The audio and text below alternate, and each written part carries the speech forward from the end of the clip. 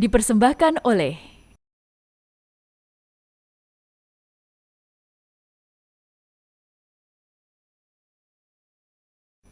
didukung oleh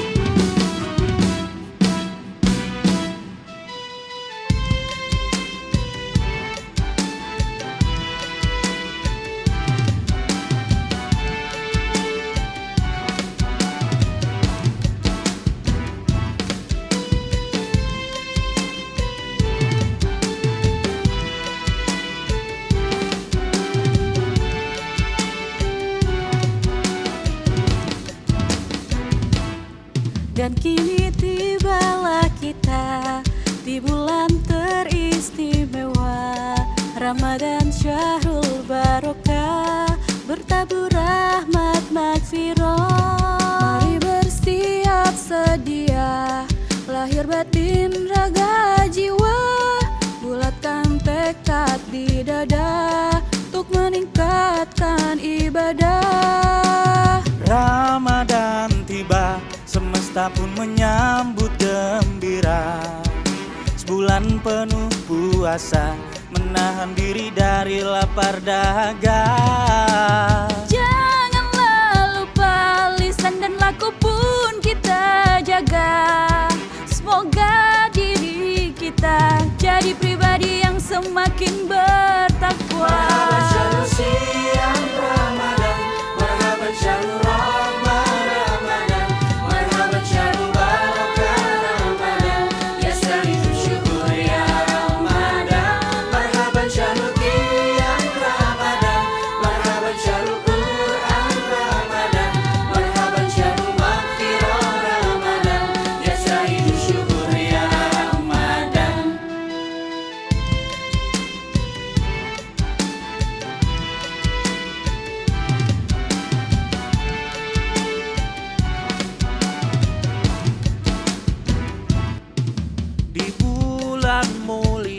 TV-mu hadir menyapa Anda dengan syiar dakwah, berkemajuan mencerahkan semesta. Bergembiralah, lingkari hari dengan zikrillah. Semoga diri kita jadi pribadi yang semakin bertakwa. Ramadan tiba, semesta pun menyambut gembira. Sebulan penuh puasa, menahan diri dari lapar dahaga. Janganlah lupa, lisan dan laku pun kita jaga. Moga diri kita jadi pribadi yang semakin bertakwa.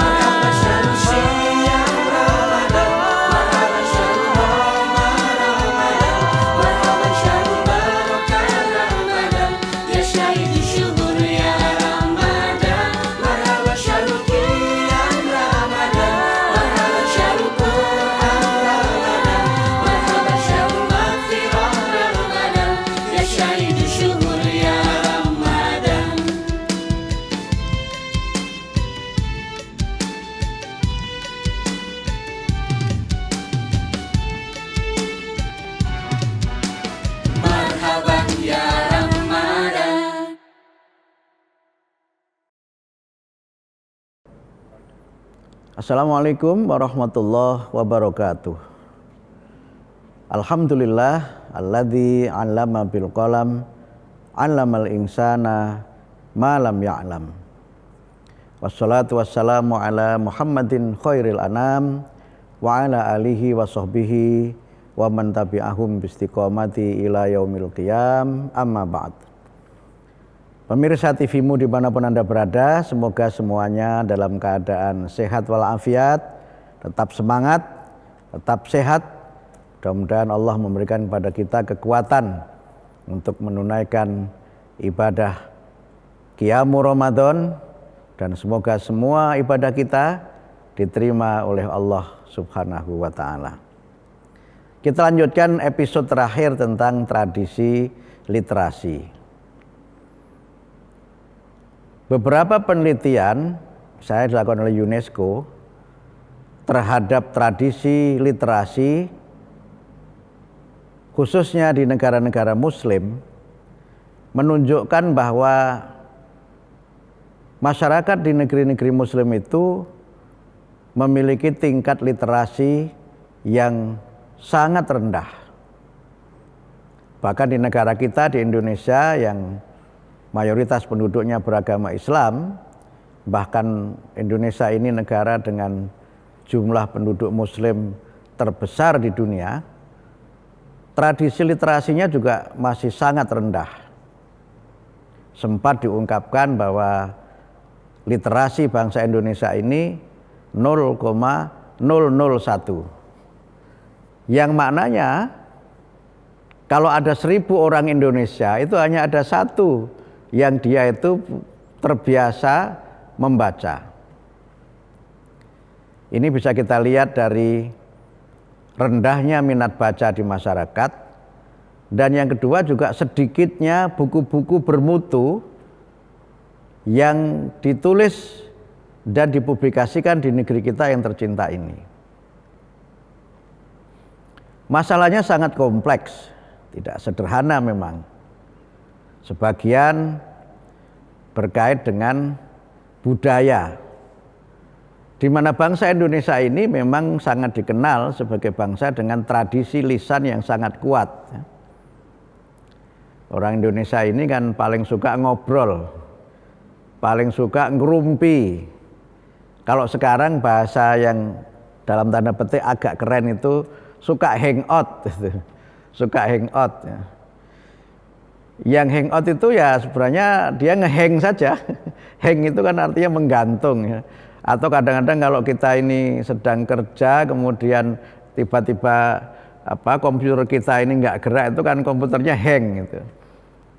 Jadi sebenarnya ini satu kendala yang cukup signifikan kenapa kemudian tradisi literasi itu rendah di tanah air kita. Orang Indonesia itu sukanya ngomong, bahkan di tempat umum sekalipun juga sukanya ngomong. Di mobil, di angkutan umum, bahkan kadang-kadang di tengah kuliah pun ngomong, di tengah pengajian juga ngomong.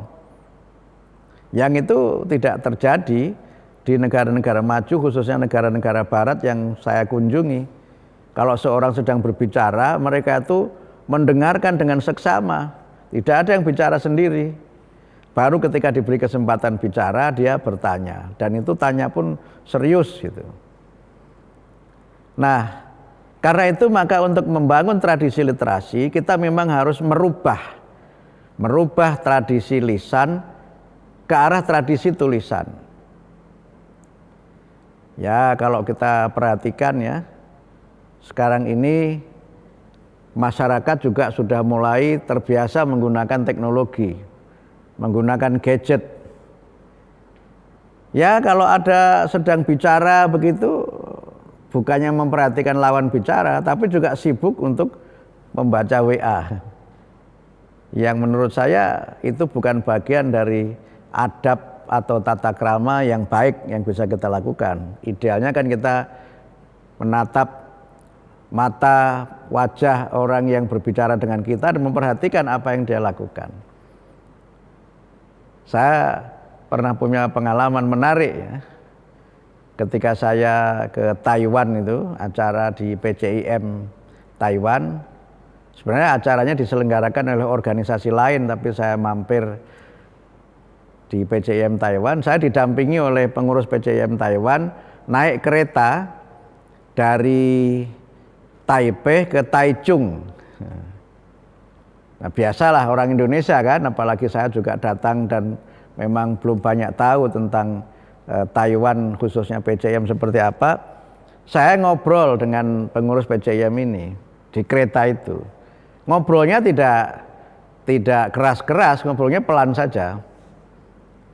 Tapi rupanya ada penumpang di sebelah saya yang dia itu mungkin terganggu dengan pembicaraan kami, atau dia merasa saya telah melanggar aturan atau tata krama ketika sedang di kereta.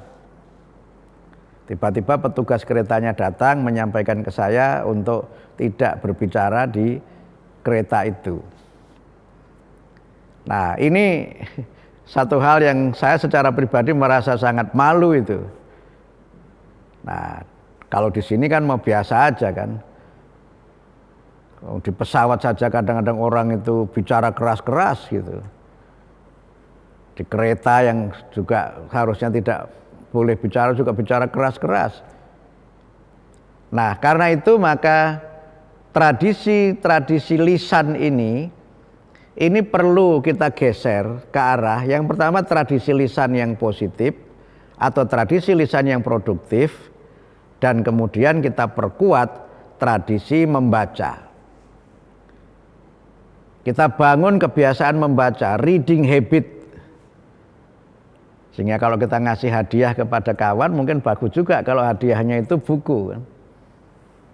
Karena buku itu bisa menjadi teman kita dimanapun kita berada. Dalam keadaan sendiri, buku itu akan menemani kita. Dan itu menurut saya awal dari kita membangun kembali tradisi literasi itu.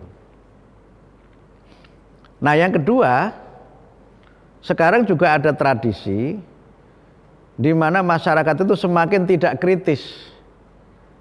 Gitu.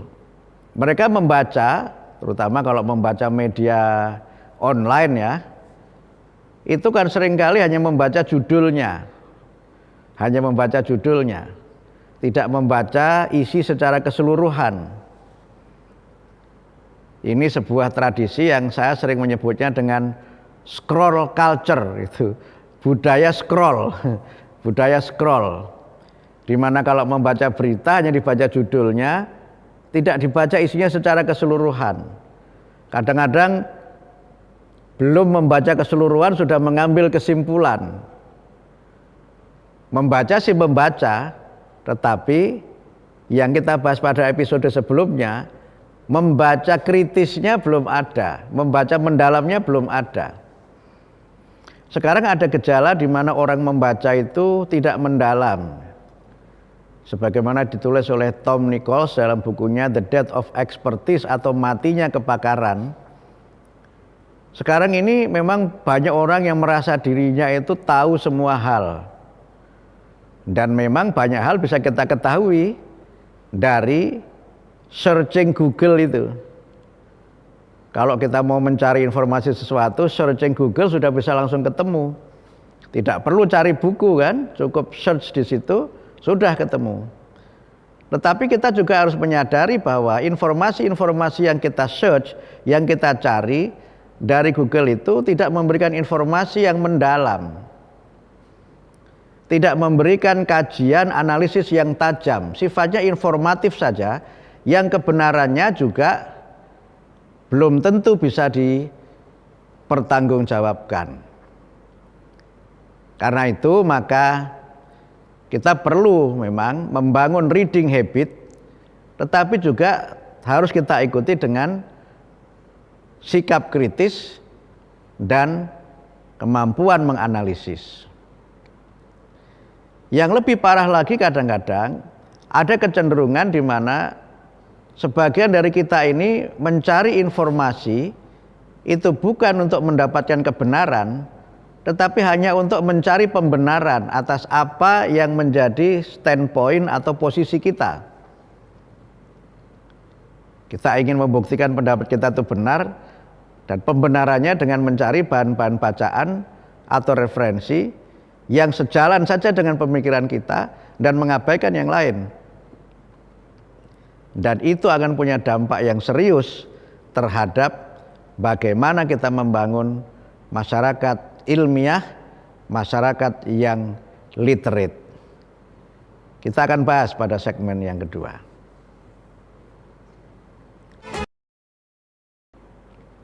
Pemirsa TVmu dimanapun Anda berada, banyak kajian yang menunjukkan bahwa di masa sekarang ini manusia itu semakin tidak kritis. Ada sebuah buku judulnya Shallow. Shallow itu artinya dangkal. Buku itu menjelaskan bahwa di zaman sekarang ini orang memang membaca, tetapi tidak membaca dengan kritis, analitis, dan mengkaji bacaannya secara mendalam. Ya, banyak hal yang dibaca itu sifatnya hanya informatif saja, sehingga dia tidak mampu melakukan refleksi atas bacaannya, dan kadang-kadang justru sudah mengambil kesimpulan sebelum jelas duduk perkaranya. Karena itu maka Franklin Foer itu menulis buku yang senada dengan Tom tadi, judulnya itu World Without Mind, ya, dunia tanpa otak gitu. Nah, dalam buku ini Foer juga menjelaskan betapa manusia modern sekarang ini di era yang serba digital itu, era yang serba terkoneksi dengan internet itu, ternyata mereka juga tidak kritis, bahkan cenderung menjadi manusia yang tidak terbuka terhadap perbedaan. Kalau orang ada di grup-grup WA itu, kalau ada yang berpendapat berbeda, itu nanti langsung di-kick, dikeluarkan dari grup gitu. Yang oleh Foer disebut sebagai conformity. Orang merasa nyaman, dan dia memaknai nyaman itu kalau semuanya orang itu senada dan seirama.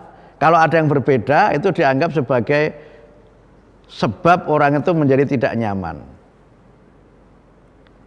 Karena itulah maka kita perlu untuk membangun masyarakat yang cerdas, masyarakat yang arif, yang dalam bahasa Al-Quran disebut sebagai ulul albab. Ulul albab itu adalah manusia yang berpikir kritis dan kemudian berpikir reflektif. Berzikir itu kan berpikir reflektif. Yadhkurunallaha qiyaman wa qu'udan wa ala junubihim wa yatafakkaruna fi khalqis samawati wal ardh. Ulul albab itu adalah orang yang mau banyak mendengar informasi dari berbagai sumber yang berbeda, tapi dia ikuti yang paling benar. Alladzina yastami'unal qaul wa yattabi'una ahsanah. Karena itu tidak sekedar dia membaca, tetapi harus kritis terhadap bacaan itu. Sehingga karena itu sebagai masyarakat yang memiliki tradisi literasi yang kuat, masyarakat yang literate, masyarakat yang melek itu, kita kemudian harus senantiasa melakukan tabayun atau check and recheck atas informasi yang kita terima. Kita harus bisa membedakan mana informasi yang hoax dan mana informasi yang hak gitu. Mana informasi yang keliru, mana informasi yang benar.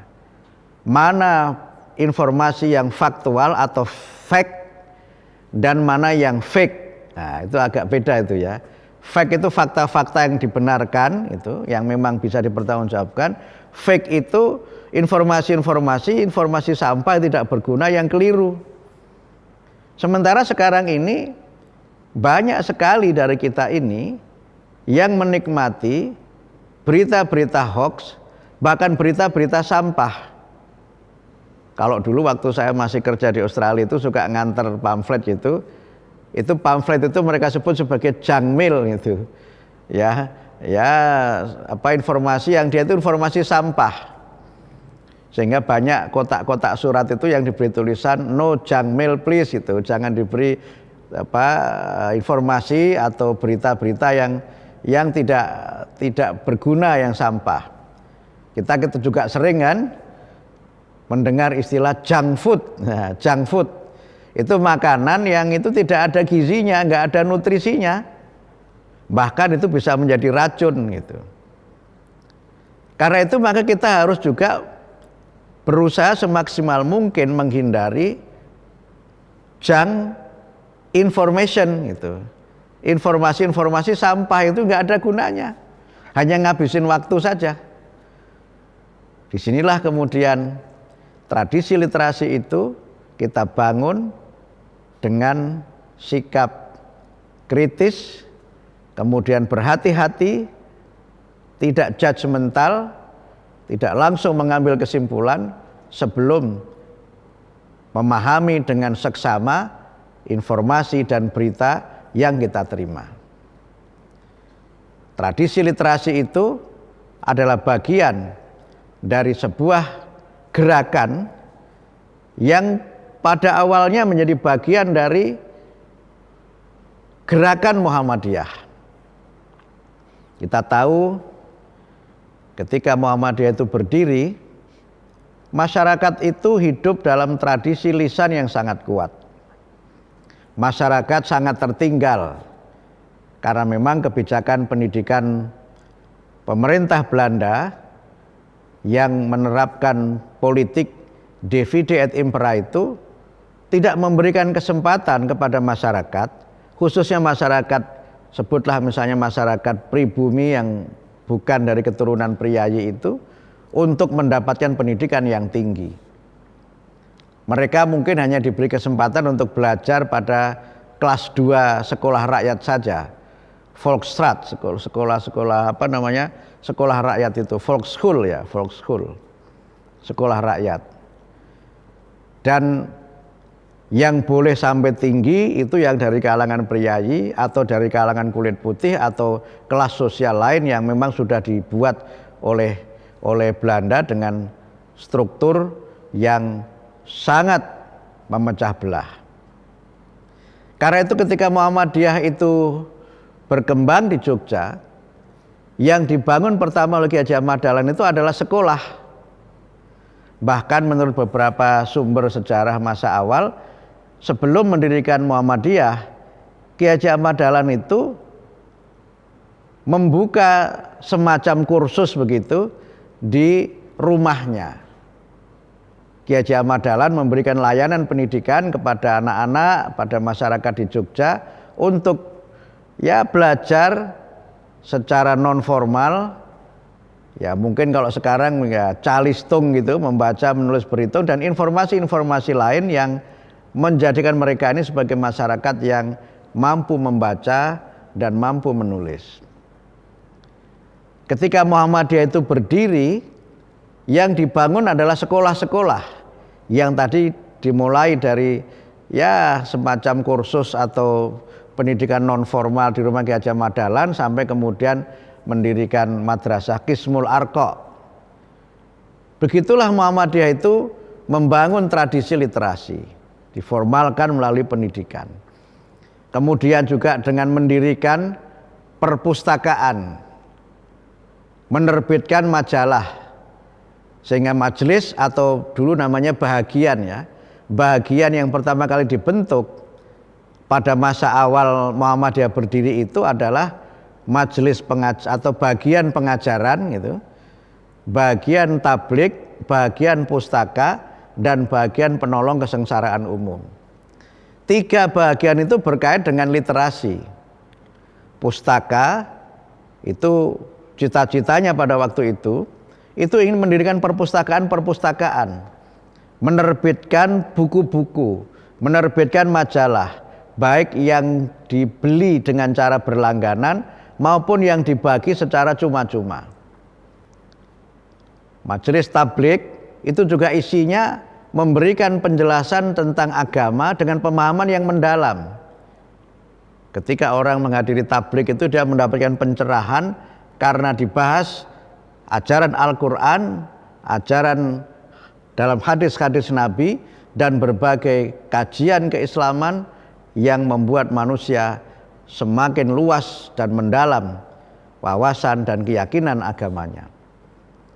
Tradisi literasi itu adalah sebuah tradisi yang menuntut keteguhan dan ketekunan kita. Kita mulai dari diri kita secara personal, kemudian dari keluarga kita, kemudian dari masyarakat kita, dan kemudian kita perluas menjadi bagian dari budaya bangsa. Inilah yang bisa saya sampaikan, mudah-mudahan bermanfaat dan mudah-mudahan Ramadan ini bisa menjadi momentum untuk kita membangun tradisi literasi. Kita biasakan selama bulan Ramadan ini membaca Al-Quran, tapi tidak sekedar kita baca saja, kita coba meningkatkan pemahaman dengan membaca terjemahnya. Kita tingkatkan dengan membaca tafsirnya. Ada banyak sekali kajian ceramah-ceramah, kita jadikan sebagai momentum untuk kita belajar, mendengar informasi-informasi, tausiah dan nasihat agar kita mendapatkan siraman rohani yang dapat menimbulkan ketenangan dalam hidup kita ini. Nasrun minallah wa fathun qarib wa basyiril mu'minin. Wassalamualaikum warahmatullahi wabarakatuh.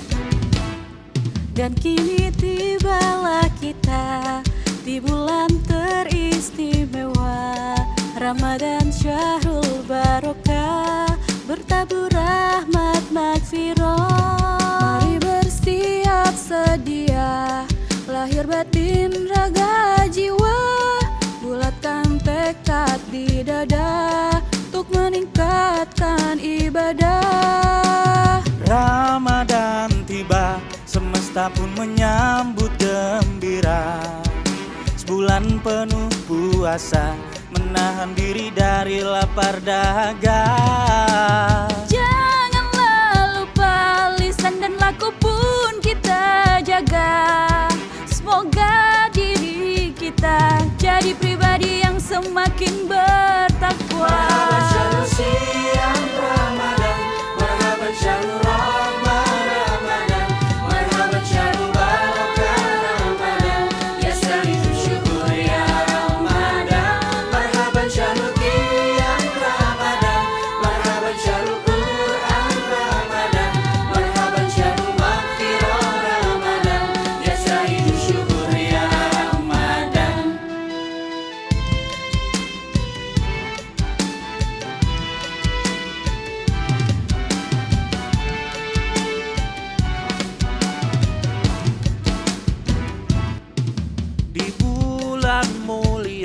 TV-mu hadir menyapa Anda dengan syiar dakwah berkemajuan mencerahkan semesta.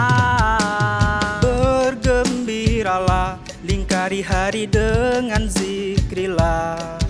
Semoga diri kita jadi pribadi yang semakin bertakwa. Ramadan tiba, semesta pun menyambut gembira. Sebulan penuh puasa, menahan diri dari lapar dahaga. Janganlah lupa, lisan dan laku pun kita jaga.